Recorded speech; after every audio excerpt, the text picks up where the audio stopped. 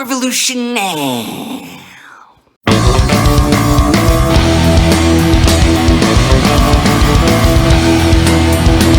Hey everybody, today we are going to be talking about how to get into hardcore punk. Hardcore punk is one of my favorite genres of all time. It's freaking changed my life. Check it out, wearing my freaking bad brains shirt to show my freaking appreciation for hardcore punk.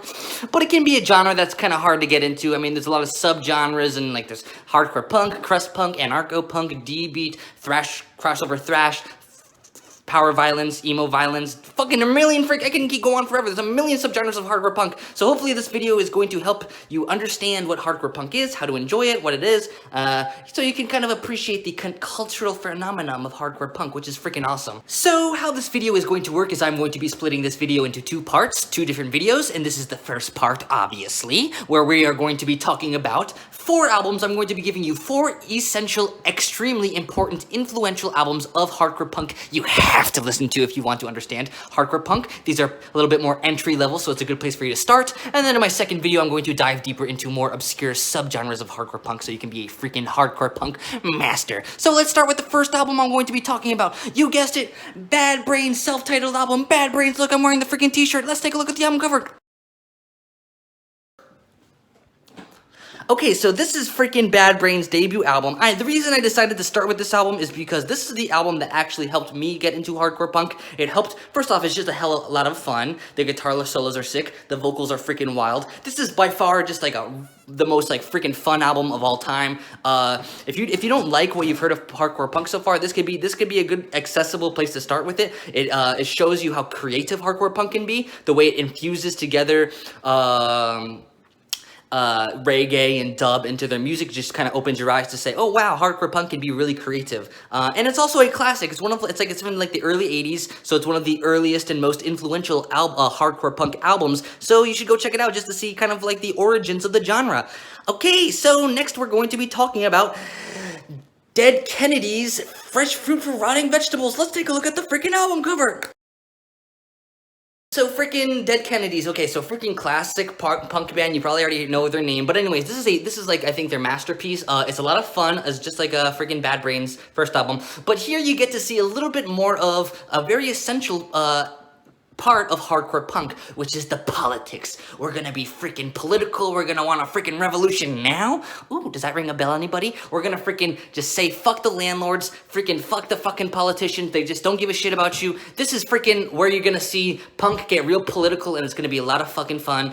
So I highly recommend it if you want some political punk, fun punk, a little bit of anarcho punk influence in the, the political aspect of it, of course. Anarcho, anarchy, that's political, of course. And also like a little bit of surf rock influence in the guitar solos and shit. That's really fucking fun. And then also a little bit of punk rock. Okay, so that's basically all there is to that. And the next album we're gonna go over is the freaking classic Minor Threat Discography. Let's take a look at the album cover. This album right here fucking rocks. Minor Threat is an iconic hardcore punk band. I mean, they freaking inspired the entire straight edge movement. See, that's the thing with hardcore punk, is just like there's so much culture to learn from listening and understanding hardcore punk. So I really hope you do take the time to listen to these albums and read about them and learn to appreciate them. So yeah, this album you get a little bit of a sense of the angst and the teenage angst and just whatever, of hardcore punk, which is fucking awesome. And like I said, it inspired the straight edge movement. And if you get into Minor Threat, maybe you want to go check out Fugazi, which former members of Minor Threat then went on to participate in, and Fugazi, then you can get into more post-hardcore, so you can learn more and more about different subgenres of hardcore punk. And it's also a freaking classic album. This album is fucking amazing. I don't know what else to say about it, but this is, to me, is like this is the essence of do-it-yourself hardcore punk. Do-it-yourself hardcore punk. We're gonna fucking do it ourselves. We don't need to listen to you. We are freaking ourselves. I don't even know what that means. Anyways, last freaking essential album you need to check out is going to be Black Flag's Damaged. Yay, let's take a look at the album cover.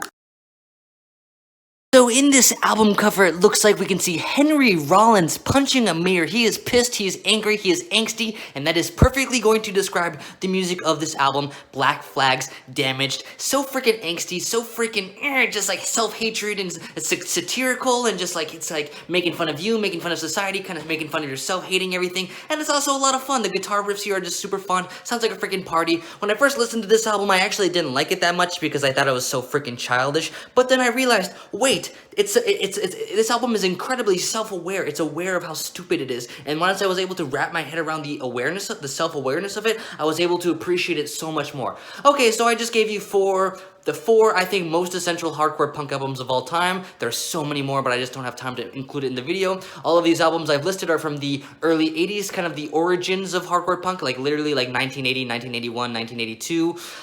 And also I give you two albums from the West Coast. Black Flag and Dead Kennedys are both from LA, and then I gave you two albums from the East Coast. I gave you Bad Brains, who are from Washington DC, but then got banned from Washington DC because they were too rowdy. So then they went over to New York City. And I also gave you Minor Threat, which is also from Washington DC. Washington DC, a ton of classic hardcore punk came from there. Lots of emo core and stuff like that. So you know, like I said, I hope you can listen to each of these albums, and then you can reach and learn a little bit more. Like, ooh, Minor Threat. Ooh, there's also Fugazi, and there's you know, Rites of Spring, and you know, you can just kind of branch out from whatever you like. Alrighty folks, that concludes the first part of this video. I'm going to be linking the second part of this video in the description. You have now unlocked it. Thank you so much for watching. Go ahead and freaking get the fuck out of here and watch my second video, Punk Revolution now!